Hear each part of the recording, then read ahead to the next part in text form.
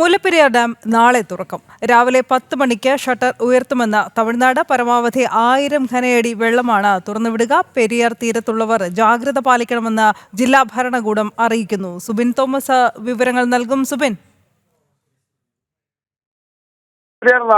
Mullaperiyar dam നാളെ രാവിലെ 10 മണിയോടുകൂടി തുറക്കാനാണ് നിലവിൽ തമിഴ്നാട് തീരുമാനിച്ചിട്ടുള്ളത്. അതായത് തമിഴ്നാട്ടിൽ മുല്ലപ്പെരിയാർ ഡാമിലെ ജലനിരപ്പ് നിലവിൽ 135.90 അടിയിലേക്ക് എത്തിയിട്ടുണ്ട്. ഇനി 10 അടി കൂടി ഉയർന്നാൽ ഈ 136 എന്നുള്ള സംഭരണ ശേഷിയിലേക്ക് എത്തും. ഇന്ന് രാത്രിയോടുകൂടി ഈ സംഭരണ ശേഷിയിലേക്ക് മുല്ലപ്പെരിയാർ എത്തുമെന്നുള്ളതാണ് തമിഴ്നാട് അറിയിച്ചിട്ടുള്ളത്. ഇന്ന് രാത്രിയിൽ ഡാം തുറക്കരുത് എന്നുള്ള ഒരു കർശന നിർദ്ദേശം നിലവിൽ നിലനിൽക്കുന്നുണ്ട്. ഈ സാഹചര്യത്തിലാണ് രാവിലെ 10 മണിയോടുകൂടി തുറക്കാൻ നിലവിൽ തീരുമാനിച്ചിട്ടുള്ളത്. ഇതുമായി ബന്ധപ്പെട്ടുള്ള അറിയിപ്പ് ജില്ലാ ഭരണകൂടത്തിന് നൽകിയിട്ടുണ്ട് എന്നതാണ് തമിഴ്നാട് വ്യക്തമാക്കിയിട്ടുള്ളത്. പരമാവധി 1000 ഘനയടി വെള്ളമാണ് ആദ്യഘട്ടത്തിൽ തുറന്നു വിടുക അല്ലെങ്കിൽ പുറത്തേക്ക് ഒഴുക്കുക എന്നുള്ളതാണ് നിലവിൽ നമുക്ക് മനസ്സിലാക്കാൻ സാധിക്കുന്നത്. അതുകൊണ്ട് തന്നെ പെരിയാർ തീരത്തുള്ളവർ അതീവ ജാഗ്രത പുലർത്തണമെന്നുള്ള നിർദ്ദേശം നൽകിയിട്ടുണ്ട്. അതേസമയം ആശങ്കപ്പെടേണ്ട സാഹചര്യമില്ല എന്നുള്ളതാണ് ജില്ലാ ഭരണകൂടം വ്യക്തമാക്കുന്നത്. ഈ പെരിയാർ നദിയിൽ താരതമ്യേന ഒഴുക്ക് കുറവാണ്, വെള്ളവും കുറവുള്ള സാഹചര്യമുണ്ട്. അതുകൊണ്ട് തന്നെ ആശങ്കപ്പെടേണ്ട ഒരു സാഹചര്യമില്ല.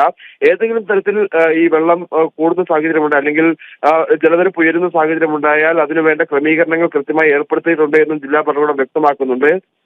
രാവിലെ 10 മണി എന്നുള്ള ആ ഒരു സമയം അത് ചിലപ്പോൾ അതിനു മുമ്പേ തുറന്ന് വെള്ളം പുറത്തേക്ക് ഒഴുക്കാനുള്ള ഒരു സാധ്യത കാണുന്നുണ്ട്. നിലവിൽ 3867 ഘനയടി വെള്ളമാണ് നിലവിൽ ഇപ്പോൾ ഒഴുകിയെത്തുന്നത്. അതോടൊപ്പം തന്നെ തമിഴ്നാട് 2117 ഘനയടി വെള്ളം പുറത്തേക്ക്, അതായത് തമിഴ്നാട്ടിലേക്ക് കൊണ്ടുപോകുന്നതുമുണ്ട്.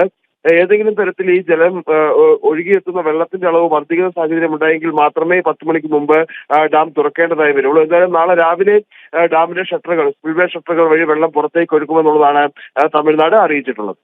ശരി സുബിൻ.